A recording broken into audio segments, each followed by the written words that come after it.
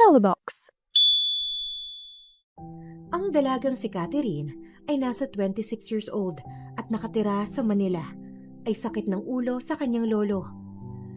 Nasusunod lahat ng gusto niya at meron pa siyang hindi kaaya-ayang pag-uugali. Siya ang nag-iisang tagapagmana ng kanyang lolo. "You can't do this to me, Lolo.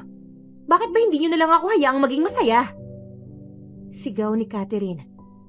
Sa kabilang banda naman, ang binatang si Carlos na nasa 27 years old, pilyo at malakas mang asar, ang magpapaamo sa dalaga. "Juicy ka pa? Akala mo naman, gusto kitang pakasalan. Tinupad ko lang naman ang pangako ng lolo ko sa lolo mo. Yun lang, pero hindi naman kita gusto. Arte-arte mo. Ang sama pa ng ugali mo." Mapang-asar na wika ni Carlos. Ang dalawang pusong nagtagpo na noon ay muli magtatagpo ulit ngayon bilang mag-asawa. Magawa kayang mapaamo ni Carlos ang pasaway na dalagang si Catherine? Saan kaya aabot ang pagiging aso't pusa ng dalawa? Ating tunghayan ang isa na namang kwento ng pag-ibig na inihahandog ng Inday Siren.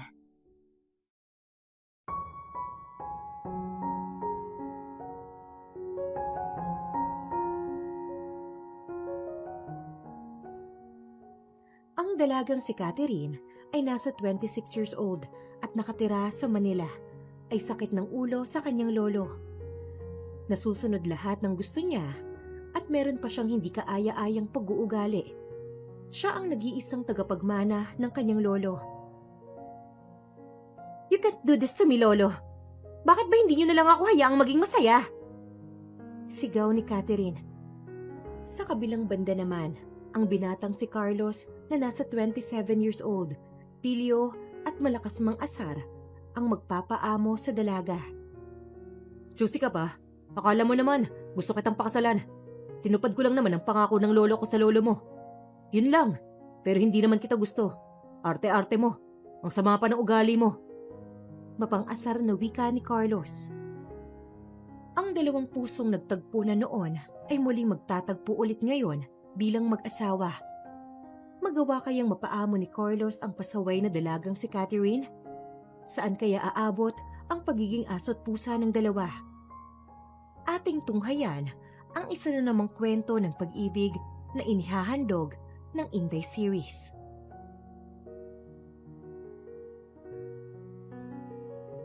"You can't do this to me, Lolo. Bakit ba hindi niyo na lang ako hayaang maging masaya?" Sigaw ni Catherine. "Bakit? Kailan ka ba naging mabait na apo sa akin? Pinalaki kita ng maayos. Binigay ko sa iyo ang lahat. Pero pasaway ka pa rin sa akin. Kapag hindi mo gusto ang isang tao, kailangan talagang saktan mo at ibuli. Ganyan ang natutunan mo sa mga kaibigan mong masama rin ang ugali. Tigilan mo ko. Subukan mong hindi sumunod sa gusto ko. Sa kalsada ka pupulutin." May diing sabi ng kanyang lolo. "Sisiguraduhin kong hihiwalayin din ako ng lalaking yon. Talagang ipapakita ko sa kanya ugali kong hindi niya magugustuhan." Pagbabanta niya sa kanyang lolo. Nabalitaan niya kasi na isang matandang hukluban ang kanyang mapapangasawa at nandidiri na siya ngayon pa lang. Hindi niya makakayang makatabi ang ganitong lalaki sa kama. Baka masukan na lamang siya. Kahit ano pa ang sabihin mo, wala ka nang magagawa pa. Pagod na ako sa ugali mo, Catherine. Kaya kung ayaw mong sumunod sa akin at kung hindi ka sisipot sa araw ng kasal mo, alam mo na ang mangyayari. Saad ng kanyang lolo bago lumabas ng kanyang kwarto. Napaiyak na lamang si Catherine sa inis. Bata pa lang siya nang maaksidente ang mga magulang niya at ang lolo niya ang nag-alaga sa kanya. Naging spoiled siya dahil busy ang lolo niya sa negosyo nito noon. Kaya naman naging barkadista si Catherine at naging pasaway. At dahil doon, hindi na kinaya pa ng lolo niya ang ugali niya. Kaya tuturuan siya nito ng leksyon. "Nakakainis! Hindi ko alam kung matatagalan ko pa ang lalaking yon. Pero hindi ko naman kayang mawala ang lahat sa akin." Umiiyak niyang sabi. Tinawagan ng kaibigan niya at niyaya itong magpunta sa club. Mabilis siyang nagmaneho patungo roon. Ilang minuto lang ang hinintay niya. Naroon na agad ang kaibigan niya. "Oh, ang na naman bang problema mo? Hindi na naman ba naubos ang problema mo? Tumatawang sabi ng kanyang kaibigan.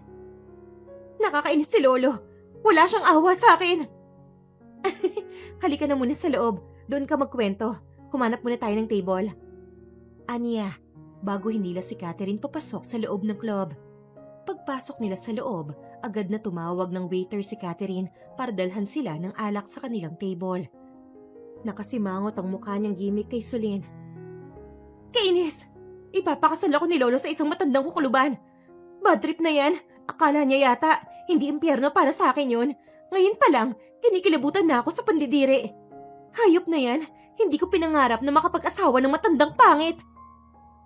Ikaw naman kasi, pasaway ka rin eh. Nakikipagbarkada ka sa mga taong walang pangarap sa buhay. Puro saya lang ang alam na hindi ka nga tumutulong sa negosyo ng lolo mo eh. Hindi mo ba iniisip na siya ang nagpalaki sa'yo? Siya ang nag-alaga sa'yo tapos babastusin mo lang siya? Wala naman talaga akong balak na maging bastos na apo sa kanya.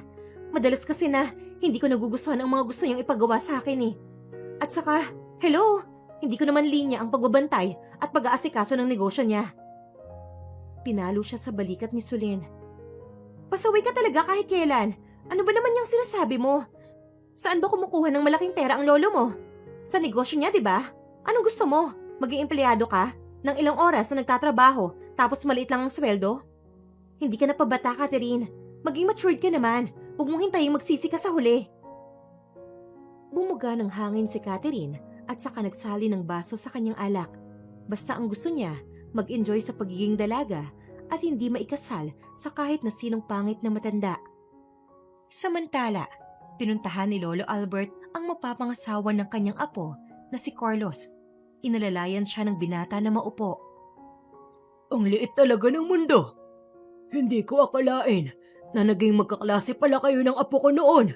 Salamat dahil tutuparin mo ang hiling ng yumao kong kaibigan na ikasal kayong dalawa ng apo ko. Noong nabubuhay pa siya, sinabi niya na makikita niya pa ang apo niya sa tuhod. Sayang lang at nauna siya sa akin. Wika ni Lolo Albert. 1 taon lang po kami naging magkaklase ni Catherine. Hindi ko rin po alam na apo niyo po siya dahil hindi naman po ako dumadalaw masyado noon kay Lolo. At isa pa, pasaway po kasi talaga ako sa klase. Hindi ako nagseseryoso sa pag-aaral. Dagdag pa ron. Kaya po, pumayag ako na pakasalan ng apo niyo dahil maldita pa rin pala siya. At pasaway pa po sa inyo. Ako po ang magpapaamo sa kanya. Napangiti ng malawak si Lolo Albert. Maraming salamat, Carlos. Ikaw na ang bahala sa apo ko. Sana bumait siya sa piling mo. At hiling ko na sana dumating ang araw na mahulog kayo sa isa't isa. Para kayong dalawa na talaga ang magsasama hanggang dulo. Kumamot sa kanyang ulo si Carlos. Hindi ko pa po sigurado yan eh. Dahil baka malakas ang topak ng apo nyo. At hindi ko kayanin. Makakaya mo siyang paamuhin. Alam kong magagawa mo yan kapag naikasal na kayo.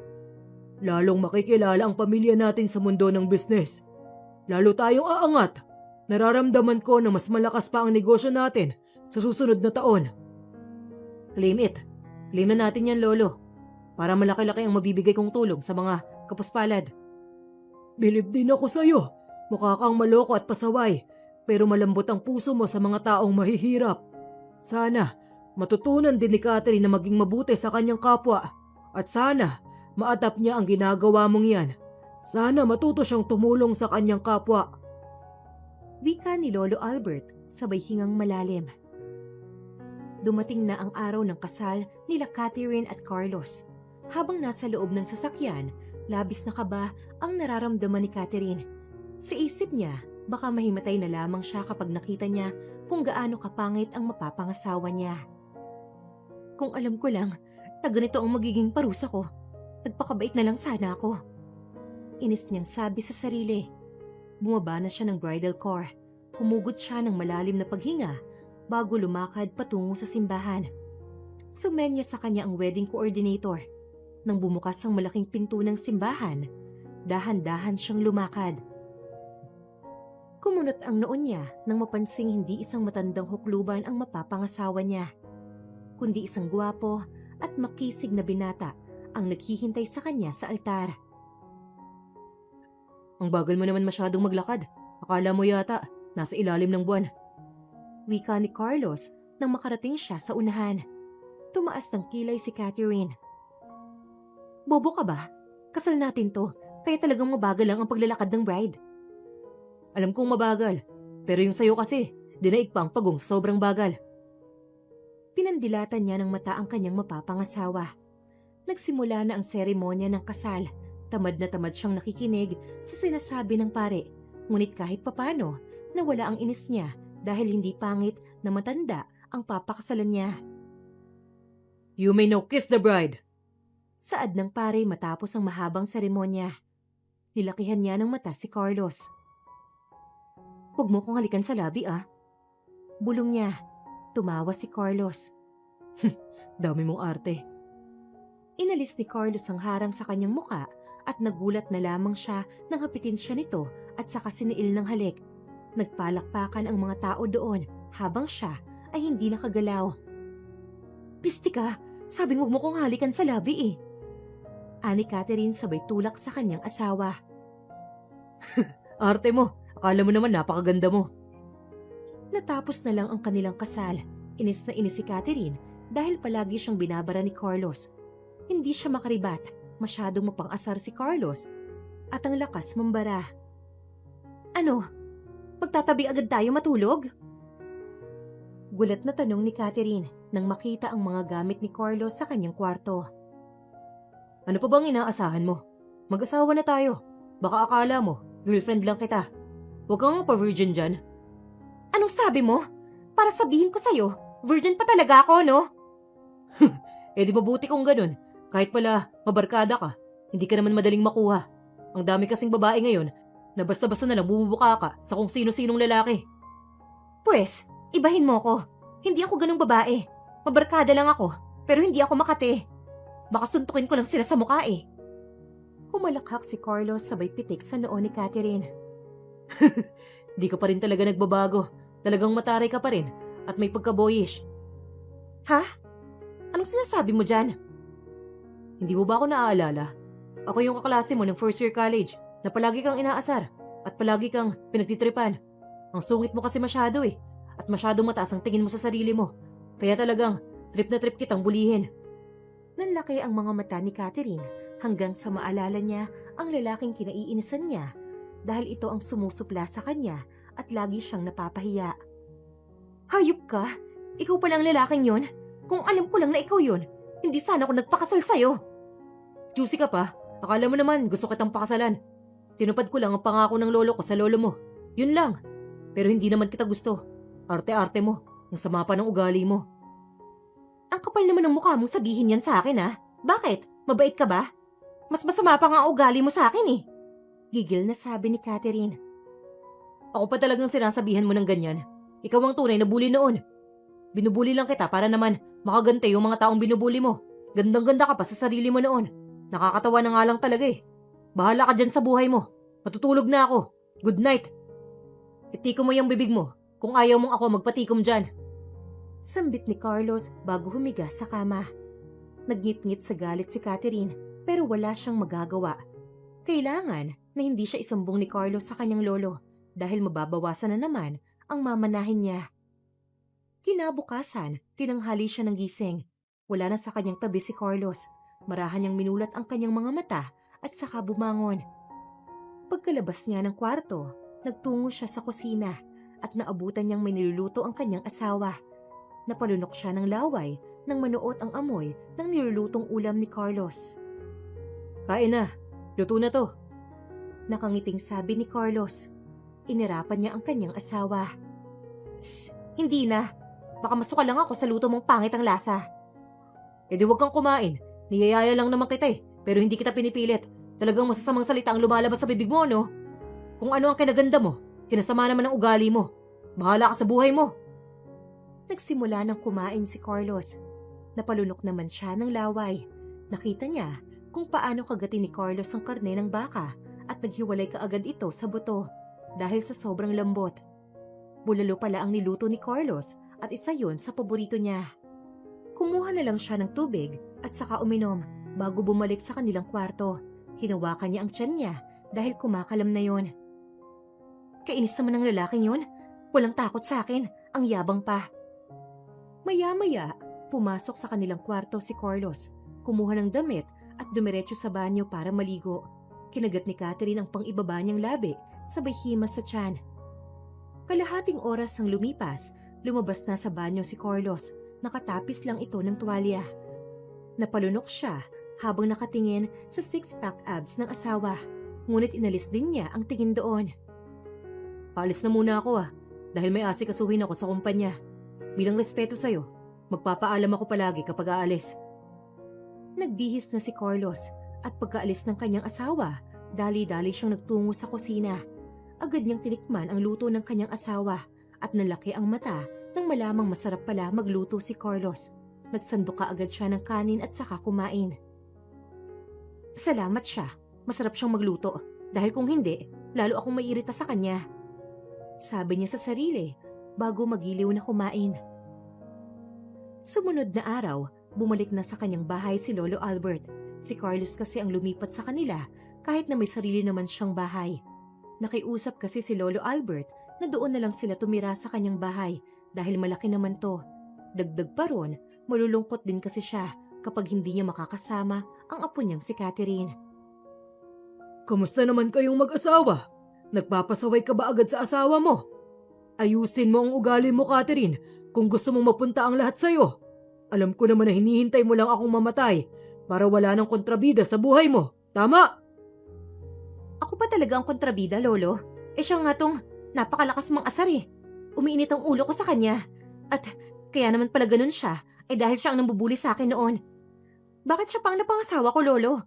Ang dami-dami naman pong lalaki dyan eh. Hindi ko naman alam na siya pala ang nambubuli sa'yo noon. At saka, dati pa yun. Bakit big deal pa sa'yo? Dahil ba hindi mo siya magawang kayanin? Hindi tumatalab ang kamalditahan mo sa kanya. Nakahanap ka na ng katapat mo, Catherine. Kaya magpakabait ka na. Please lang. Huwag ka nang maging matigas pa sa akin. Huwag ka nang maging pasaway. Malapit na rin akong mamatay. Konting tiis na lang. Kumurap si Catherine bago umiling. Psst, ano ba naman yung sinasabi mo, Lolo? Hindi naman yan ang gusto kong mangyari.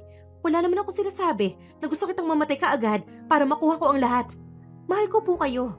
Kahit na matigas ang ulo ko. Bumuntong hininga si Lolo Albert bago tipid ng umiti. Kahit naman pasaway ang kanyang apo, mahal na mahal niya pa rin ito. Basta, apo, ang ginagawa kong to ay para sa'yo rin. Gusto kong maging mabuti kang tao at matutong tumanggap ng mga pagkakamali mo. At higit ba doon, gusto kong matutunan mong magpahalaga sa bawat bagay at tumulong. Hindi yung sarili mo lang ang inuuna mo. Sinundan na lamang ng tingin ni Catherine ng kanyang lolo na lumabas ng kanyang silid. Bumuga siya ng hangin bago bumangon sa kama. Wala siyang ibang gagawin dahil hindi na siya pwedeng pumunta pa kung saan-saan. Kaya naman naisipan niyang bisitahin na lang ang farm ng kanyang lolo. Carlos? Bulalas niya nang makita ang binata sa farm. Umarko ang kilay ni Carlos. Oh, anong ginagawa mo dito? Nakapamayuwang siyang lumapit sa binata.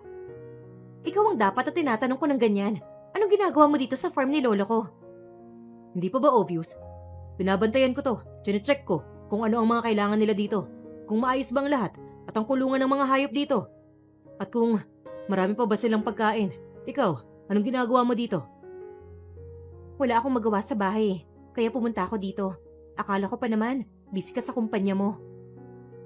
Kahapon yun, dahil inasikaso ko lahat ng papers. Binenta ko na ang kumpanya ko sa kapatid ko. Ha? Bakit mo naman binenta? Huwag mong sabihin na wala ka ng pera. Anong walang pera? Baka nga mas marami pa ang pera ko sa'yo eh. Nagsawa na rin kasi ako na patakbuhin ang kumpanya.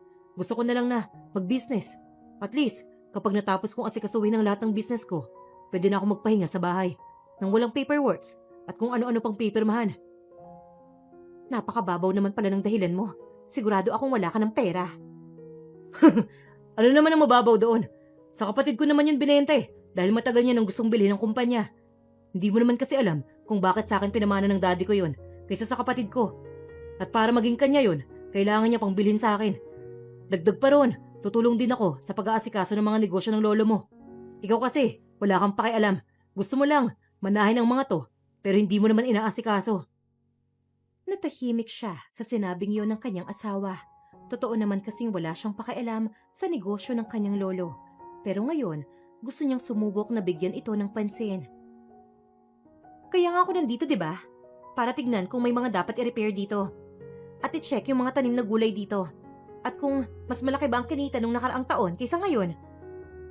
Ngayon ka lang naman nagpunta dito eh. Pero total, nandito ka na. Sumama ka sa akin dahil may papagawa ako sa'yo. Anong papagawa mo sa akin?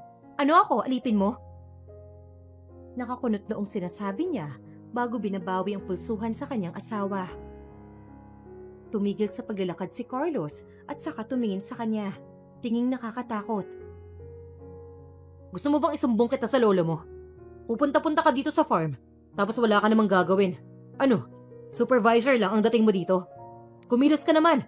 Dapat mong matutunan kung anong ginagawa ng mga trabahador niyo dito.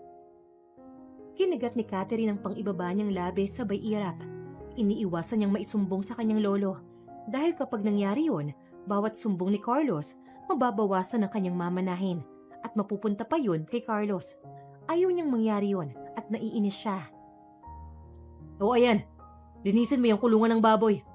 Subukan mo mag-inerte dyan. Kukuha ko ng dumi nila at ilalagay ko sa damit mo. Pananakot ni Carlos sa kanya. Ano? Talagang ito pa ang gagawin ko? Bakit? Napakabaho naman ito. Hindi ako makahinga sa sobrang kabahuan. Para akong maduduwel sa kulungan dito. Talagang arte mo, no? Sige, tatawagan ko ngayon si Lolo Albert. Huwag! Oo na nga. Maglilinis na. Kainis? Kinuha niya ang hose doon at saka binuksan ng gripo. Mabuti na lang, malakas ang tubig at malakas ang pressure, kaya naman mabilis na umaagos ang dumi ng hayop. Ngunit diring-diri pa rin siya. Nakatakip ang kanyang ilong gamit ang kanyang kamay habang nililinis ang kulungan ng baboy. Pagkabalik ko, dapat malinis na yan. Wala ka namang ibang ginagawa kundi ang itutok ang hose na yan sa mga dumi nila. Hinahawakan mo ba? Hindi naman, di ba? Kaya, huwag ka na mag-inerte. Wika ni Carlos bago siya iwanan. Galit ang mukha niyang sumunod ng tingin sa kanyang asawa. Kainis kang lalaki ka? Prinsesa ang turing sa akin ng ibang lalaki. Pero ikaw, pinaglilinis mo ako ng kulungan ng baboy. Anong klaseng asawa ka? Pagod na pagod si Catherine nang umuwi sa kanilang bahay. 3 kulungan kasi ng baboy ang nilinis niya. Pagkatapos, tinuruan pa siyang magtanim ng mga gulay ng kanyang asawa. Si Carlos ang tagamando ng mga gagawin niya. Anong gusto mong ulam? Magluluto ako ng hapunan natin. Pabagsak na humiga sa kama si Catherine. Ayokong kumain. Busog pa ako. Matutulog na ako. Mahinang tumawa si Carlos. Okay, sige. Magpahinga ka na. At dahil very good ka ngayon, sasabihin ko to sa lolo mo para naman may plus points ka. Bahala ka sa buhay mo. Kainis ka. Lumabas si Carlos ng kanilang kwarto. Naroon na sa sala ang lolo ng dalaga. Sumilay ang ngiti nito sa labi nang makita siya. Kamusta ang apo ko? Bakit parang pagod na pagod yata ang itsura niya ngayon? Pinaglinis ko po kasi siya ng kulungan ng baboy at pinagtanim ko kanina. Ayaw pa akong sumunod kaya tinakot ko po. Ayun, pagod na pagod. Tumawa rin si Lolo Albert. Ang galing mo, Carlos. Napasunod mo ang apo ko. Tama yan. Ganyan nga ang gagawin niya. Diyan na lang siya sa may farm at ako nang bahala sa iba ko pang negosyo. Nang sa ganon, alam niya ang pagod ng mga tao doon. Napakapasaway kasi talaga ng apo kong yan. Kababaeng tao. Pasaway. Ay nako. Huwag po kayong mag-alala. Magbabago rin po ang ugali ni Catherine. Kailangan lang talaga siyang disiplinahin. Siyempre, lumaki po siya na walang magulang Bisa rin po kayo sa mga negosyo niyo. Kaya kulang siya sa gabay at naging ganyan ang ugali niya. Gagawin ko po ang makakaya ko para baguhin ang ugaling hindi maganda ni Catherine. Hinawakan siya sa balikat ng matanda. Maraming salamat, Albert. Hindi ako nagsising ikaw ang pinili kong magpangasawa ng apo ko. Kapag natutunan niya na ang mga bagay na gusto kong matutunan niya, payapa na akong mawawala sa mundong to. Huwag niyo po munang isipin na mawawala kayo. Kailangan niyo pa pong maabutan ang apo niyo sa tuhod. Oo nga pala. Gusto ko pang makita ang magiging apo ko sa tuhod. Sana ibigyan pa ako ng mahabang buhay para magawa ko yun. At sana, dumating agad sa puntong mahulog na sa'yo ang apo ko, Carlos. Mangyayari po yun. Dahil noong binubuli ko po siya, gandang-ganda po ako sa kanya. Na-turn off lang po ako sa ugali niya. Ngayong asawa ko na siya, masaya ako dahil hindi ko na kailangan magpapansin sa kanya. Ang tadhana na po ang naglapit sa aming dalawa. Kayong dalawa talaga ang tinadhana para sa isa't isa ng apo ko. O siya, magpapahinga na ako ha. Ikaw nang bahala sa apo ko. Wika ni Lolo Albert bago nagtungo sa kanyang kwarto. Bumuntong hininga si Carlos bago nagtungo sa kusina upang kumain. Hiling niya na sana maging maayos ang relasyon nilang dalawa ni Catherine at mahalin siya nito. Nang sa ganon, mabubuo na ang pamilyang ninanais niya. Pagkagising ni Catherine kinabukasan, merong nilutong masarap na almusal sa kanya ang kanyang asawa. Ang paborito niyang palabok. Hindi na siya nagsalita pa. Naupo na lang siya doon at kumuha ng katamtamang palabok sa kanyang plato. Nang tikman niya ito, hindi na nga siya nagkamaling masarap yon, kaya mabilis na siyang sumubo. Dahan-dahan sa pagkain. Ito tubig para hindi ka mabulunan. Malamyos ang tinig ni Carlos nang abutan niya ng tubig ang asawa. Ang galing mo rin, no? Matapos mo akong pagurin kahapon, may almusal ka na namang niluto para sa akin. Kainis ka? Paano mo nalamang paborito ko to? Ano pa ba? Nagtanong ako sa lolo mo. Sinabi niya sa akin na nagpapabili ka ng palabok sa labasan. Hindi ka maarte pagdating sa almusal mo. Madalas pa nga, may kasamang pandesal. Kaya bumili na ako ng pandesal pagkatapos kong iluto yan. Doon lang napansin ni Catherine na may pandesal pala. Kumuha siya at saka kinain. Pandesal nga to sa labasan. Ang sarap talaga ng pandesal doon. Mabuti na lang talaga, paglabas ng subdivision dito, maraming nagtitindang pagkain sa labas. Teka nga, bakit masarap kang magluto at bakit sanay na sanay ka na? May restaurant kasi kami. Pagmamayari yun, ni Mommy, na ngayon, ako nang may-ari. Meron tong 3 branch. Isa rin yun sa mga dahilan kung bakit binenta ko sa kapatid ko ang kumpanya para makapag-focus ako sa restaurant ko. Pumupunta kasi ako sa iba't ibang branch ng restaurant ko at ako ang nagluluto sa kusina. Yun ang libangan ko. Kahit na minsan nakakapagod dahil palaging maraming tao ang kumakain doon. Tumangutango si Catherine. Ako, wala akong hilig sa pagluluto. Tinatamad ako Sa paghihiwa pa nga lang ng kung ano-ano, tinatamad na ako. So, thank you pala dahil masarap kang magluto. Siya nga pala, sinabi ng lolo mo na ikaw na ang bahala sa farm. Kaya bukas, kulungan naman ng manok ang lilinisin mo. Ano? Maglilinis na naman ako ng kulungan? Sa ganda kong to, taglinis lang ako ng kulungan? Inis niyang sabi. Ano naman kung naglilinis ka? Ang laki ng perang pinapasok ng farm na yon. Doon pa lang sa mga hayop na inaalagaan nyo. Sa mga prutas na inaangkat nyo sa iba't ibang bahagi ng bansa. Dapat alagaan mo ang farm na yon. Huwag mong isipin ang ganyang bagay. At isa pa, ang babait kaya ng mga workers nyo doon. Catherine, dapat hindi ka nag-iinarte pa. Tulungan mo ang lolo mo sa negosyo. Matanda na siya. Baka pagsisihan mo sa huli. Kung kailan, wala na siya. Doon ka kikilos. Humaba ang nguso ni Catherine. Kasi naman hindi naman ako workers doon Kaya dapat, hindi ako naglilinis ng kulungan. Kailangan mong matutunan ang mga ginagawa nila doon para alam mo kung gaano rin kahirap para hindi maging mababa ang tingin mo sa kanila dahil lang sa pinapasahod nyo sila. Kaya please lang, huwag ka nang maarte pa dyan. Baka kapag nainis ako sa'yo, doon kita patitirahin sa kulungan ng manok. Ewan ko sa'yo. Panira ka talaga ng araw. Paepal ka sa buhay ko, no? Isang buwan ang lumipas. Unti-unti nang nasasanay si Catherine sa mga trabaho sa kanilang farm ng lolo niya. At kapag umuuwi siyang pagod, kinabukasan ay masarap ang luto ni Carlos at inaasikaso siya nito. Tuwang-tuwa naman si Catherine dahil pakiramdam niya worth it ang pagod niya sa farm. Lalo pat mga paborito niyang pagkain ang niluluto ni Carlos. Mamaya, iiwan muna kitang mag-isa sa farm. Ayos lang ba sa'yo? Susunduin na lang kita mamayang hapon. Ayos lang. Doon ako magpapahinga sa kubo ko doon. May mga pagkain naman doon At masarap din magluto ang mga tao doon. May maliit na bahay naman kasi doon kung saan nagpapahinga si Catherine kapag napagod siya. May aircon sa loob at sariling banyo. Pinagawa talaga yun ng Lolo Albert niya dahil minsan hindi umuwi ng ilang araw ang kanyang lolo at doon natutulog. Magpakabait ka doon baka naman mamaya inaaway mo na ang mga workers niyo doon. Baka sinisigawan mo kapag nakita mong nagkamali ah. Hoy, bakit ko naman gagawin yun? Nagbabago na nga ako kahit konti, di ba? Kapag nagkamali sila, mahinahon kong sinasabihan sila. Hindi ko sinisigawan, no? Ano? Magmamaldita pa ako doon? Kapag ginawa ko yun, baka lalo lang silang hindi sumunod sa akin. At saka, mababait sila. Hindi nila deserve na pagalitan o sigawan. Lihim nang umiti si Carlos. Natutuwa siyang marinig yun mula sa bibig ng kanyang asawa. Paunti-unti, nagbabago na nga si Catherine. Mabuti naman kung ganun. Akala ko lang naman, naninigaw ka sa kanila eh. Mahilig ka pa namang manigaw. Ako nga eh. Palagi mo akong sinisigawan kahit nakalmado akong magsalita. Tumaas ang kilay ni Catherine. Paano ka hindi sisigawan? Eh ang gulo mo. Masyado kang paepal at malakas mong asar. Talagang gusto mo akong palaging galit, no? Para madali akong tumanda at masira ang beauty ko. Alam mo noong araw na naging magkaklase tayo, gandang-ganda ako sa'yo noon. Kaya lang, ang sama ng ugali mo. Ang hilig mong mamahiya sa klase natin. Tapos, lagi mong inaaway yung kaklase nating kapuspalad. Kaya doon ako na-turn off sa ugali mo. Ang sabi ko rin sa sarili ko, aasarin kita palagi para alam mo ang pakiramdam ng inaasar. Ibabalik ko ang pambubuli mo para maramdaman mo kung ano ang pakiramdam ng isang taong nabubuli. Psst, masyado pa akong immature ng mga panahon na yon.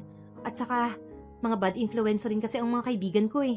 Akala ko kasi ng mga panahong yon, cool kapag bully. Pero ngayon, na-realize ko na hindi pala nakakatawa. Masakit pala sa damdamin. Mabuti naman alam mo na. Pero bakit? Pasaway ka pa rin sa lolo mo. Kung hindi kanya pinakasal sa akin, baka kung saan-saan ka na naman nagpupunta. Hindi ka ba nag-aalala sa lolo mo? Iniiwan mo siya madalas dito? Nagsalubong ang kilay ni Catherine. Hoy, huwag mo na nga akong sermonan dyan. Baka sipain na kita eh. Dinaig mo ng isang magulang kung manermon sa akin. Bakit? Totoo naman ang mga sinasabi ko sa'yo ah. At isa pa, maganda ang lahat ng sinasabi ko sa'yo. May lesson yan sa buhay. Marami kang matututunan sa akin. Sus, akala mo talaga, pinalaki kang mabait. Malakas kang mga asar dyan eh. Huwag mo na nga akong kausapin. Istorbo ka lang sa pagkain ko eh. Mataray na sabi ni Catherine bago pinagpatuloy ang pagkain niya. Hinatid si Catherine ang asawa niyang si Carlos sa farm. Nagtungo kaagad siya sa kulungan ng mga manok upang linisin yon. Nagpatulong din siya sa trabahador nila para kunin ang mga itlog ng manok. Ang sipag niyo po, ma'am, ano? At wala kayong arte sa paglilinis ng kulungan. Nasaan po pala si Sir Albert? Tanong ng isang ginang na trabahador nila. Nagpapahinga na si Lolo. Mahina na rin kasi ang katawan eh. Kaya ako nang nandito. Isa pa, magagalit yun sa akin kapag nag-inarte pa ako eh. Pero sa totoo lang, nanidiri talaga ako noong una. Siyempre, hindi naman ako sanay sa ganitong trabaho eh. Pero kagaya nga ng sinasabi ko, matanda na si Lolo. Ayoko nang magpasaway pa sa kanya. Napakabait po ng lolo nyo. Kapag nandito po si Sir, nakikipagkwentuhan siya sa amin. Komportable siyang kausap kami na parang kabilang siya sa amin. Parang hindi namin siya amo. Laking pasasalamat namin sa kanya dahil binigyan niya kami ng trabaho. Malaking tulong para sa pamilya namin. Kapag may nangangailangan ng tulong sa amin, nandyan po kaagad siya para magbigay ng tulong. Kaya bilang sukli sa kabaitan ni Sir Albert, ginagawa namin ng maayos ang trabaho namin. Tipid nang umiti si Catherine. Likas na mabait talaga ang kanyang lolo at matulungin sa kapwa. Ewan niya sa sarili kung bakit hindi siya ganon. Mabait talaga si Lolo. Ako lang naman po ang pasaway eh. Pero nagbabago naman po ako kahit papano. Tumawa rin ang ginang. Iyong asawa niyo pong si Sir Carlos, mabait din po siya. Gwapo na, mabait pa. Mukhang lapitin po siya ng babae. May isang beses po kasi akong nakitang babaeng negosyante na bumili ng 5 sako ng mangga at gulay. Panayang titig sa asawa niyo. Hindi pa nga po niya inaalis ang tingin niya kay Sir Carlos. Buti po, hindi kayo selosa. Nangunot ang noo ni Catherine. Ngunit hindi pa man siya sigurado sa kanyang nararamdaman sa asawa. Ngunit ayaw naman niya ng ganon. Ayaw niya ang may kaagaw. Hindi ko alam yan ah. Mukhang kailangan kong bantayan ng asawa ko kapag may babaeng malandi sa paligid. Masasabunutan ko talaga kung sino ang babaeng yun. Talaga naman. Dahil marami pong malalanding babae sa paligid, ma'am. Maraming mga babae na gusto ang may sabit. Kahit na alam nilang may karelasyon, talagang nilalandi po nila. Gwapo si Sir at mayaman pa. Talagang marami pong babae ang maglalaway sa kanya. Lalong nakaramdam ng inis si Catherine. Kumigpit ang hawak niya sa hose, sabay hinga ng malalim. Hindi pa man niya malaman kung ano ang nararamdaman niya sa kanyang asawa. Pero hindi siya papayag na maagaw ang kung anong pagmamayari niya at yun ang kanyang asawa. Ilang araw ang lumipas, naisipan ni Catherine na dalawin ang kanyang asawa sa restaurant kung saan siya ngayon. Pagkarating niya doon, naabutan niyang nakikipagtawanan si Carlo sa isang magandang babae. Loko ka ha? Mukhang may kalandian ka pa yata sa restaurant mong yan, kaya gusto mo dito Bulong niya sa sarili bago pumasok sa loob. Lumakad siya patungo sa kinaroroonan ng dalawa. Nalaki ang mata ni Carlos nang makita siya at agad na tumayo. Oh, nandito ka pala. Bakit ka nagpunta dito? Tinignan niya muna ng masama ang babae bago tumingin kay Carlos. Bawal ba ako magpunta sa restaurant ng asawa ko? Pinandidiinan niya ang salitang asawa. Kumamot sa kanyang ulo si Carlos. Wala akong sinabing bawal. Pwedeng-pwede kang pumunta rito kahit kailan mo gusto. Hindi ka lang kasi nagsabi sa akin kaya nagulat ako. Saan ka nagulat? Sa naabutan kong masaya ka habang nakikipagtawanan sa ibang babae? Sa bagay, nakakagulat nga yun, lalo na kapag biglang sumilpot ang asawa mo. Yumuko ang babae nang tignan ito ni Catherine. Nalukot naman ang mukha ni Carlos. Hinawakan niya sa kamay si Catherine at saka hinila palabas ng restaurant na yon. Humalukip-kip si Catherine nang bawiin niya ang kamay niya. Ano? May plano kang lokohin ako? Maghiwalay na lang tayo kung ganun. Ang dami-daming lalaki dyan na masigit pa sa'yo. Pipili lang ako ng isa sa kanila na magiging asawa ko. Kaysa naman sa'yo, na madalas akong inisin tapos ngayon, maaabutan kong sobrang tawang-tawa ka na kausap yung isang babae. Alam ba niya na may asawa ka? O baka naman, sinabi mo na single ka? Hinawakan ni Carlos ang kanyang sentido. Anong planong lokohin? Hindi kita niloloko. Kaibigan ko yun. Nagpunta dito para suportahan ang business ko at tikman ang mga putahe dito. Yun lang. Nagtatawanan lang kami dahil napagkwentuhan namin yung mga kalokohan ng tropa namin noon. Yun lang naman. Wala akong babae, no? Masyado ka namang guilty magpaliwanag dyan. Okay, fine.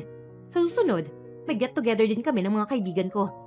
At makikipagkwentuhan din ako sa mga kaibigan kong lalaki. Nagsalubong ang makapal na kilay ni Carlos. Hindi mo dapat gawin yan dahil iba ang takbo ng utak ng lalaki na kaibigan mo. Hindi kaibigan ang tingin nila sa'yo. Kung gagawin mo yan, malaki ang chance na mapahamak ka. Manatili ka lang sa bahay o di kaya mag-focus ka na lang sa farm. Huwag ka nang gumala pa ng gumala. Inirapan niya si Carlos. Tigilan mo ko. Napapansin kong parang ina-under mo na yata ako Ano ka? Nahilo? Huwag ako. Hindi pwedeng ikaw ang magdidikta ng mga gagawin ko sa buhay, no? Shh! Malalaki ang hakbang ni Catherine patungo sa kanyang sasakyan. Agad siyang pumasok sa loob at nilakang pinto para hindi makapasok si Carlos. Dinilaan niya muna ang asawa niya bago pinaandar ang sasakyan paalis. Dumiretso siya sa bahay ng kaibigan niyang si Sulin at kinuwento ang nangyari. Loka ka? Masyado ka naman dyan. Baka naman kaibigan niya lang talaga yon. Sus, iba ang ngiti niya sa labi Iba ang tawa niya nang makita ko silang dalawa. At yung babae, malagkit ang tingin sa asawa ko. Ang sarap sa bunutan Kung wala lang tao doon, baka hinila ko na palabas ang babaeng yun. Teka nga, bakit ka ba nagkakaganyan?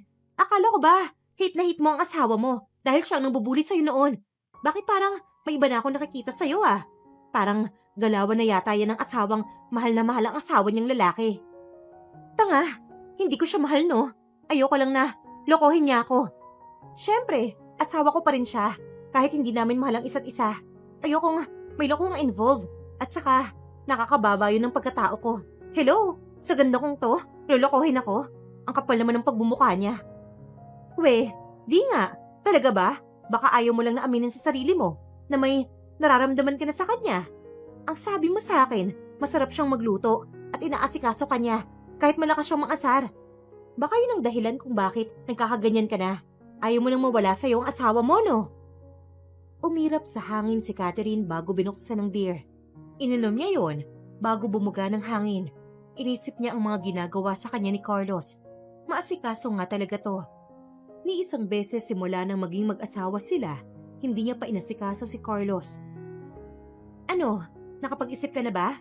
Baka nga may nararamdaman ka na talaga sa kanya eh. At ayos lang yan, para naman mabuo ng pamilya mo. Mag-asawa na kayo. Anak na lang ang kulang, hindi ka na bata. Mabubulok na lang ang matres mo niyan eh. Pero teka, nagtsuktsukan na ba kayo? Curious na tanong ni Solen. Hindi pa. Ayoko pa. Hindi ko pa siya mahal eh. Kaya ayoko. Mas mainam na mahal mo ang katsuktsukan mo. Sira ka talaga. Alam mo namang yun ang gusto ng mga lalaki eh. Ang tsuktsak. Kaya nga may mga lalaking nagloloko dahil hindi sila makascore sa mga partner nila. Kung patatagalan pa bago kayo mag-make love ng asawa mo, baka sa iba na lang yan gawin. Ikaw din, baka pagsisihan mo. Humigpit ang hawak ni Catherine sa beer. Naiinis siya sa kanyang sarili dahil iniisip niya pa ang asawa niya. Na dapat sana wala siyang pakialam. Gabi na nang umuwi siya sa kanila. May tama na siya ng alak, pero nasa katinuan pa siya. Pagkapasok niya sa loob ng bahay, nakaabang sa kanya sa sala ang asawa niyang si Carlos. Talagang matigas ang ulo mo, no? Tama ba yung ginagawa mo? Nagmamaneho ka ng lasing? Paano na lang kung madisgrasya ka? Hindi mo ba talaga ginagamit ang utak mo? Galit na sabi ni Carlos sa kanya. Tinawanan niya ang kanyang asawa. Huwag mo nga akong sermonan dyan. Para kang tatay na galit sa anak dahil ginabi ng uwi. Tigilan mo ako ah. Hayaan mo ako sa gusto ko. Total, ginagawa mo naman ang gusto mo, di ba? Nilapitan siya ni Carlos at saka tinignan ng diretsyo sa mata. Umayos ka, Catherine. Huwag mong hintayin na may gawin ako sa'yo para tumigil ka sa kalokohan mo. At ano naman ang gagawin mo, ha? Ito ang gagawin ko. Biglang hinapit ni Carlos ang bewang ng kanyang asawa at sa kanya ito hinalikan ng mariin sa labi. Nanlaki ang mga mata ni Catherine at naistatwa. Ngunit maya-maya pa, tumugon na siya sa halik ng kanyang asawa. Hanggang sa binuhat na nga siya ni Carlos at saka dinala sa kanilang kwarto. Kinabukasan, nagising si Catherine na masakit ang kanyang katawan. Dahan-dahan niyang minulat ang kanyang mga mata. Laking gulat niya nang mapagtantong yakap-yakap siya ng kanyang asawang si Carlos. Sinilip niya ang kanyang katawan sa ilalim ng kumot at napasigaw na lang dahil kapwa sila nakahubad. Ano ba? Bulabog ka naman. Kita mo natutulog pa yung tao eh. Maktol ni Carlos nang magising ito sa sigaw niya. Hayop ka? Anong ginawa mo sa akin? Pinagsamantalahan mo ang kalasingan ko kagabi. Hayop ka! Muling sigaw ni Catherine bago sinipa ang kanyang asawa. Nahulog sa kamang yun si Carlos at napadaing sa sakit. Mabagal na tumayo si Carlos at napatili siya nang makita ang naka-flag ceremony na alaga ng kanyang asawa. Ah! Hayop ka! Itago mo yan! Huwag mo ipakita sa akin yan! At bakit naman ayaw mo tong makita, ha? Ang arte mo naman. Dapat nga matuwa ka pa eh. Dahil daksang na pangasawa mo. Hindi ka mabibitin. Talagang sumasagad to hanggang dulo. Huwag ka na mag-inarte pa dyan. Sa susunod, baka hanap-hanapin mo to. Minulat ni Catherine ang kanyang mga mata at nakita na namang muli ang alaga ni Carlos. Binato niya ng unan ang asawa. Ano ba? Sabi ng itago mo yan eh. Magbihis ka na. Ayokong makita yan. Hindi ka na nahiya sa akin. Ewan ko sa'yo. Ang arte mo. Mag-asawa naman tayong dalawa. At pinagsaluhan naman natin ang mainit na sandali kagabi. Arte mo pa. Dito ka na muna. Ipagluluto kita. Nang lumabas ng kwarto si Carlos, sinabunutan ni Catherine ang sarili. Naalala niya kung paano siya tumugon sa halik ng kanyang asawa kagabi. Bigla na lang kasing nagliyab ang katawan niya. Kaya wala na siyang nagawa pa, kundi ipaubaya ang katawan sa kanyang asawa. Aray ko! Daing niya nang subukan niyang igalaw ang kanyang hita. Napangiwi siya nang bumaba siya ng kama doon. Paika-ika siyang naglalakad patungo sa banyo. Masakit ang pagitan ng hita niya. Katunayan, sinuko niya na ang kanyang pinagkakaingatan sa kanyang asawa. Habang nasa banyo siya, lihim siyang napangiti. Hindi niya alam kung bakit masaya pa siyang may naganap sa kanila ni Carlos, na dapat sana ay galit siya. Kainis talaga ang lalaking yun. Sinamantala niya ang lasing ko. Mabagal siyang lumakad pabalik sa kama. Kumuha siya ng damit at saka nagbihis. Maya-maya pa, pumasok sa loob ng kwarto si Carlos. Oh, bakit ka tumayo? Hindi ba masakit ang ano mo? Pinandilatan niya ito ng mata. Ano ba sa tingin mo? Winasak mo ako kagabi, di ba? Kaya ngayon, hirap ako maglakad. Lumunok ng laway si Carlos at saka binuhat si Catherine.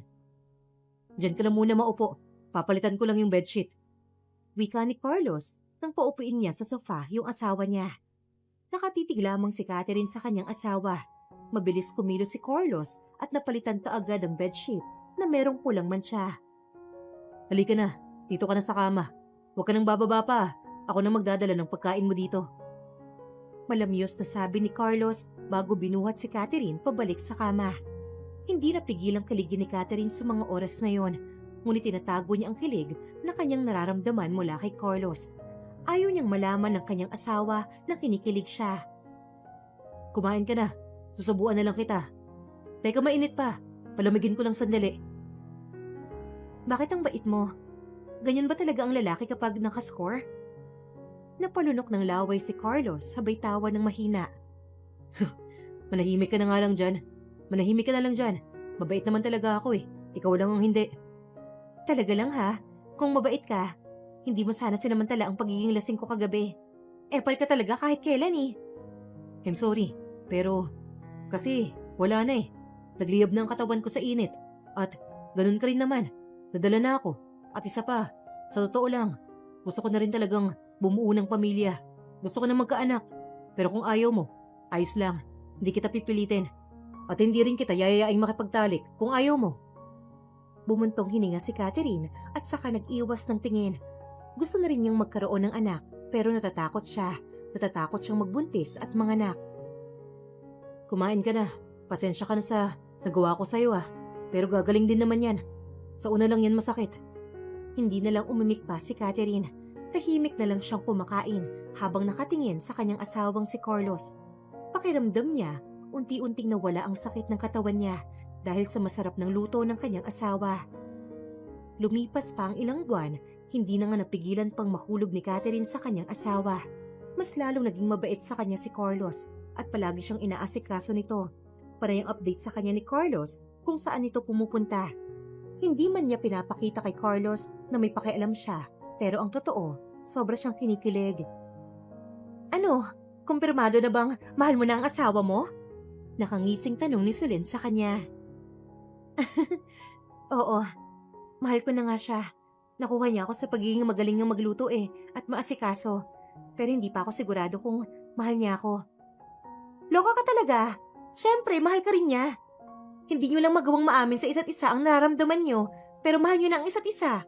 Siguro, konting panahon pa para magkaaminan kayo. Ang mahalaga, may naganap na sa inyo. Pero ang tanong, naulit na ba yun? Hindi pa pero gusto ko nga bakit ayaw mong sabihin sa kanya? Kalabitin mo na lang siya pagdating ng gabi. Gusto mo naman pala nahihiya ka pa. Mag-asawa naman kayo. Ewan ko ba, pero kasi nahihiya ako. Hinawakan ni Sulin sa balikat si Catherine. Ang gawin mo, magsuot ka ng sexy na nightgown. Magpanty ka na lang sa ibaba. Huwag ka na magsusuot ng short. O hindi kaya naman, huwag ka na lang magpanty para wala nang sagabal. Malakas na tumawa si Catherine sabay hampas sa kanyang kaibigan. Sira ka talaga kahit kailan. Pero tama rin yung naisip mo. Para maakit siya sa akin at siya ang mag-aaya. At least, hindi manggagaling sa akin. Matapos bumisita ni Catherine sa bahay ng kaibigan, sumilip muna siya sa farm. Nagulat siya nang makita doon ang asawang si Carlos. Akala niya, naroon ito sa kanyang restaurant. Akala ko ba nandun ka sa restaurant mo ngayon? Nagpunta nga ako doon kanina pero naisipan kong dumaan dito para makita ka. Nagtaka nga ako wala ka pa dito Saan ka galing? Hindi ka man lang nagsabi sa akin kung saan ka pumupunta. May lalaki ka na ba? Bigla namang natawa si Catherine. Anong lalaki ang pinagsasabi mo dyan? Wala akong ibang lalaki At saka, anong para makita ko? Sus, mga banat mo na naman dyan. Akala mo yata kinikilig ako Sumaglit lang ako sa bahay ng kaibigan kong si Solin. Nagkwentuhan lang kami. Huwag kang baliw dyan, wala akong ibang lalaki. Nilapitan siya ni Carlos at saka hinaplos ang kanyang pisngi. Hindi naman kasi ako nagbibiro. Talagang gusto kitang makita. May nakita kasi akong couple sa restaurant kanina Ang saya-saya nila. May isa silang anak. Hindi ko maiwasang mainggit Siyempre, gusto ko rin magkaroon ng anak. Mapera nga ako, pero wala naman akong anak. Kaya nakakalungkot. Bakit gusto mong magkaroon ng anak agad? Hindi pa nga tumatagal ng 1 taon ng pagiging mag-asawa natin eh. Ayoko kasing anakan mo lang ako tapos iiwan mo rin ako. Alam ko naman na ganun ang nangyayari dahil hindi naman natin mahal ang isa't isa. Una pa lang, arranged marriage ang nangyari sa relasyon natin. Hinawakan ni Carlos ang magkabilang balikat ni Catherine. Oo, ganun nga ang nangyari sa atin. Pero, mahal na kita. Hindi ko nga alam kung kailan nagsimula eh. Pero sigurado na ako sa nararamdaman ko. Kapag nandun ako sa restaurant ko, naiisip kita. Iniisip ko kung ano na ba ang ginagawa mo. Kung sino ang kasama mo. Tapos, namimiss kita. Saglit na tumulala si Catherine bago tumawa. Inalis niya ang kamay ni Carlos sa kanyang balikat. Sus, wag nga ako. Nanguuto ka na naman eh. Hindi mo ako madadala sa mga matatamis mong salita, Carlos. Kinuha ni Carlos ang kamay ng kanyang asawa at saka yun hinalikan. Catherine, ayos lang sa akin kahit hindi mo ako paniwalaan sa mga sinasabi ko sa iyo ngayon. Pero, yun talaga ang totoo. Huwag kang mag-alala. Ipapakita ko naman sa iyo na totoo ang nararamdaman ko. Gusto kong bumuo ng pamilya kasama ka. Gusto kong ikaw ang maging ina ng mga anak ko. Kumurap ng maraming beses si Catherine bago mahinang tumawa. Talaga bang excited ka na magkaroon ng baby? Gusto mo na ba talaga akong mabuntis? Mabilis pa sa 4:00 na tumango si Carlos. Oo, sobra. Gustong-gusto na kitang buntisin. Okay, sige. Mamayang gabi. Galingan mo ha. Pero dahan-dahan lang sa pagpasok dahil masakit pa rin eh. Masikip pa rin ang lagusan ko. Nalaki ang mga mata ni Carlos. Talaga? Hayaan mo kung buntisin ka? Payag ka na. Mabuntis kita? Malawak nang umiti si Catherine sabay tango. Oo, payag na ako. Maraming salamat talaga. Tuwang-tuwa si Carlos bago niyakap ng mahigpit ang kanyang asawa. Walang anuman. Halika na. Maglilinis pa tayo ng mga kulungan eh. Mamaya, after nating maglinis, mag-order tayo ng pagkain na fast food. Madami. Pakainin natin ang lahat ng mga workers dito. Nakangiting sabi ni Catherine. Oo ba? Ako nang bahala mag-order mamaya. Salamat, Catherine. Dahil unti-unti mo nang natututunan maging mabuti sa kapwa mo. May pakialam ka na sa kanila. Oo, at dahil yun sa'yo, tinuruan mo ko kung paano maging mabuti sa kapwa at nalaman kong masarap pala sa pakiramdam. Masayang tugon ni Catherine. Hinalikan ni Carlos ang kamay ni Catherine. Pwede bang tawagin kitang honey? Gusto ko sana magkaroon tayo ng endearment eh. Kinilig naman bigla si Catherine. Yes, honey. Pagka-uwi nilang dalawa sa bahay, nagmamadali silang nagtungo sa kwarto para simulan ng pagsaluhan ang mainit na sandali. Talagang ginalingan ni Carlos sa kanyang performance para makabuo sila. Madaling araw na nga silang natapos. Nakailang rounds din sila at talagang pagod na pagod si Catherine. Good morning po, Lolo. Magiliw na sabi ni Carlos nang lumabas sa kanyang kwarto si Lolo Albert. Good morning din sa'yo, Carlos. Mukhang masayang-masaya ka yata ngayon. Masarap yata ang gising mo o nagkaroon ka yata ng magandang panaginip. Ngumisi si Carlos. Wala po sa nabanggit ang dahilan kung bakit po ako masaya. Pumayag na po si Catherine na buntisin ko siya. Payag na po siya na magkaroon kami ng anak. Napanganga si Lolo Albert sa labis na gulat. Talaga? Pumayag na ba talaga siya?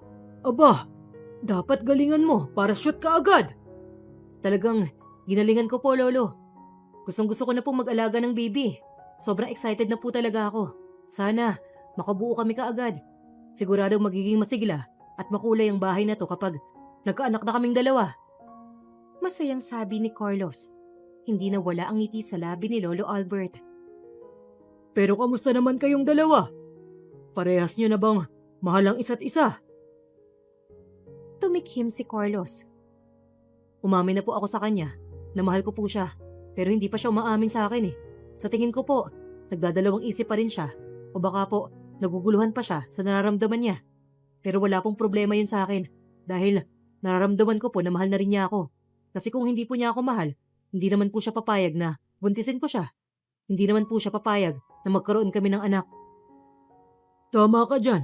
Kilala mo naman ang apo kong yan. Mataas ang pride, pero kahit na ganun, malambot naman ang puso niya.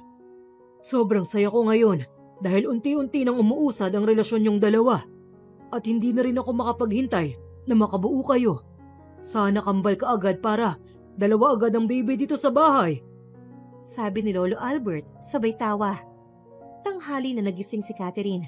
Mabuti na lang nakapagluto na ng tanghalian si Carlos. Pagkababa niya sa kusina, nagtaka siya nang makita ang kanyang asawa. Tanghali na, bakit nandito ka pa? Hindi ka ba pupunta sa restaurant mo? Tanong ni Catherine sa kanyang asawa. Hindi ako aalis ngayong araw. Gusto kitang makasama eh. At isa pa, may kailangan pa akong gawin, di ba? Preparation buntisin ang asawa. Kaya hindi ako aalis. Sa kwarto lang tayo. Gagawa ng baby. Nakangising sabi ni Carlos. Nag-init ang mukha ni Catherine bago pinalo si Carlos sa braso. Grabe ka naman, hindi ba pwedeng pahinga muna tayo today? Sa susunod na araw naman, parang namagana ata ang flower ko sa'yo eh. Umiling si Carlos. Bawal tayo magpahinga dahil kailangan na kitang buntisin, di ba?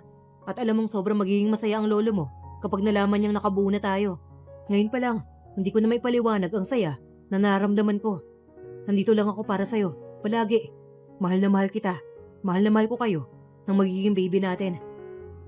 Tila musika sa tenga ni Catherine ang sinabing yon ng kanyang asawa. Kaya naman malawak siyang umiti habang nakatingin kay Carlos. Mahal na mahal din kita.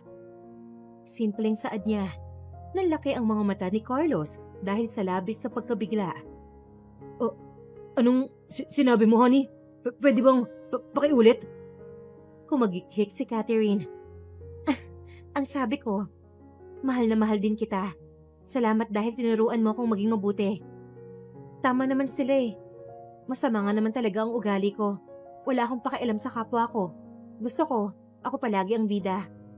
Pero dahil sa'yo, natutunan kong maging mabait sa kapwa. Katulad na lamang sa farm, ang babait nila sa akin. Naging mabait din ako sa kanila. Hindi alam ni Lolo na pasimple akong tumutulong sa mga taong sobrang hirap doon. Nilapitan ni Carlos ang kanyang asawa at saka niyakap ng mahigpit. Masaya ako para sa'yo, honey. Nakakatuwang pakinggan na meron kang natutunan sa akin. Mahal na mahal kita, honey. Hindi mo kailangang mangamba dahil ikaw lang ang mahal ko. Ikaw lang ang babae sa buhay ko. Kahit may nagpapapansin sa akin dyan, wala akong pakialam sa kanila. Ikaw lang ang aking mahal. Ganon din ako, honey. Hindi mo rin kailangan mangamba. Kung makita mo man ako na may kausap na lalaki, ikaw lang din ang mahal ko. Naisip ko na mas magiging matibay ang relasyon natin kung hindi magiging makitid ang utak nating parehas. I love you, honey. Magiliw na sabi ni Catherine. I love you too, honey. Tugon ni Carlos bago hinalikan sa labi ang kanyang asawa. Ilang linggo ang lumipas. Nakumpirma nilang mag-asawa na nakabuo na rin sila sa wakas. Sobrang saya nilang dalawa. Agad nilang binalita yon kay Lolo Albert. Nag-uumapaw sa tuwa ang puso ng matanda. Salamat sa Diyos at nakabuo na rin kayo. Hindi na ako makapaghintay na makita ang apo ko sa tuhod. Catherine, apo, masaya akong makita kang nagbago sa piling ng asawa mong si Carlos. Ibang-iba ka kaysa noon at masasabi kong napakalaki ng pinagbago mo. Nakangiting sabi ni Lolo Albert sa kanyang apo. Pasensya ka na po, Lolo, ha, kung naging sakit ako sa ulo niyo noon. Akala ko kasi mas masaya kapag ganoon na lang ako, pero napagtanto ko na hindi pala dapat. Walang kwenta ang ugaling meron ako noon. Ngayon, napagtanto ko na tama po kayo. Para sa akin nga po ang ginagawa niyong arranged marriage dahil isang mabuting asawa ang pinakasalan ko. Sabi naman ni Catherine bago niyakap ang kanyang lolo. Nangingilid ang luha ni Lolo Albert. Mahal na mahal kita, apo. Wala akong ibang hiling, kundi ang mapabuti ka. Palagi kong hinihiling na kapag nawala ako, sana palagi kang nasa ligtas na kalagayan. Kaya ginagawa ko ang lahat para maiiwan kitang may magandang buhay. Mahal na mahal kita, Catherine, kahit napasaway ka. Tuluyan nang napaiyak si Catherine habang yakap ang kanyang lolo. Mahal na mahal din po kita, Lolo. Habang si Carlos naman, hindi na rin napigilang maluha habang nakatingin sa maglolo. Sumenya si Lolo Albert na sumali siya sa madamdaming tagpong yun, kaya yumakap na rin siya. Ang pagtulong sa kapwa ang naging libangan nilang mag-asawa. Kapag nasa farm sila, nagpapaluto sila ng masarap na ulam at marami yon para sa lahat ng nagtatrabaho doon. para magpakasawa sa pagkain at walang mabibitin. Ganoon din ang ginagawa ni Carlos sa kanyang restaurant. Pinapakain niya ng masarap na ulam ang mga empleyado niya na siya mismo ang nagluto. Mabilis na lumipas ang ilang buwan, dumating na ang kabuwanan ni Catherine, kambal ang kanilang anak at parehas na lalaki. Kamusta ang pakiramdam mo, honey? Ano palang sabi sa'yo ni Doc kahapon? Hindi ko kasi narinig ang usapan niyo dahil biglang may tumawag sa akin. Ang sabi niya sa akin, dapat daw maglakad-lakad ako para lalo akong matagtag. Ilang araw na lang daw, maaari nang lumabas si baby. Bukas samahan mo akong lumakad ha. Ikutin natin ang buong subdivision para hindi ako mahirapang manganak. Sabi ni Catherine.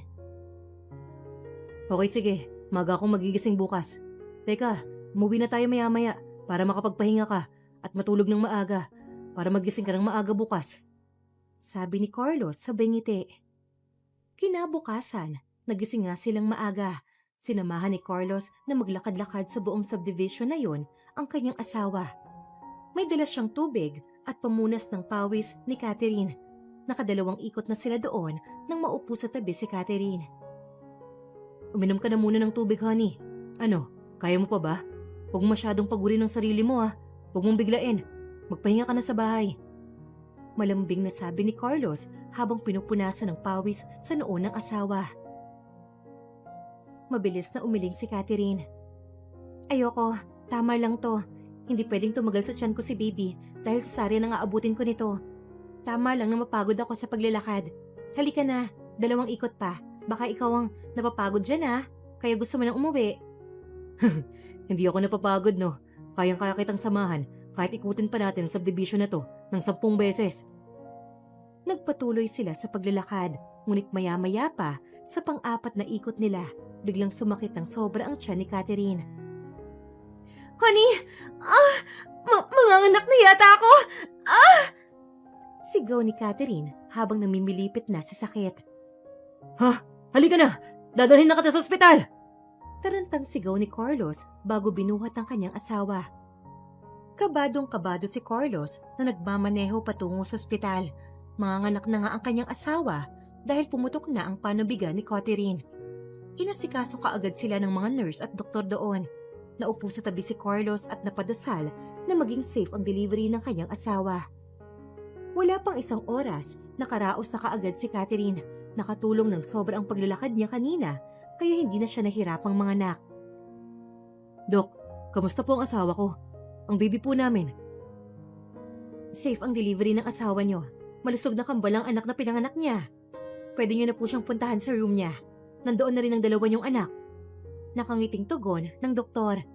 Patakbong nagtungo si Carlos sa room kung nasaan ang kanyang asawa. At nang makapasok siya sa loob, pinaulanan niya ng halik sa mukha si Catherine, sabay halik sa kamay nito. Salamat sa Diyos at ligtas ka. Sobrang saya ko dahil ligtas kayo ng mga anak natin. Mahal na mahal ko kayo ng mga anak natin. Mahal na mahal ko rin kayo. Salamat dahil ginalingan mo kaya nagkaroon tayo ng kambal. Tinignan ni Carlos ang kambal nila at hindi napigilang maluha sa sobrang saya. Hinalikan niya ang kamay ng kanilang kambal bago muling lumapit sa kanyang asawa. I love you so much, honey. Hindi ako magbabago at mananatiling tapat sa'yo. Maramdaming sabi ni Carlos. I love you too, honey. Ganoon din ako. Magiging tapat sa'yo hanggang dulo. Tugon naman ni Catherine. Sa kwentong pag-ibig ni na Carlos at Catherine, makikita na sa hindi inaasahang pagkakataon, pinagtatagpo ang 2 taong merong magkaibang ugali. At madalas na sila ang nababagay sa isa't isa at talagang tumatagal. Pinakita rin sa kwento ang ugali ni Catherine na nagbago siya dahil sa pagmamahal niya kay Carlos. Natuto siyang maging mabuting tao at maging mapagkumbaba. At dyan po nagtatapos ang kwento nila Carlos at Catherine. Ako po si Miss Lee, ang inyong tagapagsalaysay. Hanggang sa muli, dito lang sa Inday Siren.